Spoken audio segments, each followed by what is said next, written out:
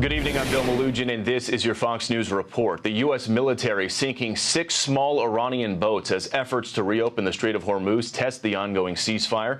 President Trump is threatening to blow Iran, quote, off the face of the earth if U.S. vessels are attacked. Earlier today, 2 American flagged ships did safely make it through the strait. Meanwhile, no relief at the pump. Gas prices hitting $4.45 today. An armed suspect shot by law enforcement near the Washington Monument after confronting officers. One bystander was hit but is expected to be okay. The White House was briefly put on lockdown. President Trump was hosting an event in the East Room but continued on with that program. Spirit Airlines reportedly refunding most of their customers after shutting down on Saturday. Other carriers are helping stranded passengers with cheaper fares. About 17,000 Spirit workers are now jobless.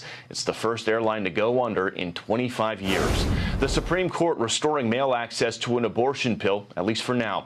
The decision allows women to receive mifepristone by mail without an in-person doctor's visit, lifting a lower court's ruling that restricted access.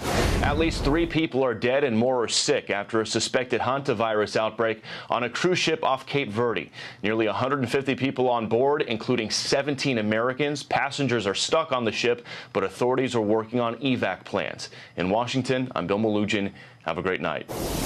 At least you had everything from this video. What is your own opinion? Drop it in the comment section. What do you think? Drop it once again.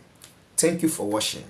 For more news and updates like this, do not forget to follow me on this channel by hitting the like button, subscribe, and turn on the bell so that anytime I publish the next video, you will get notification.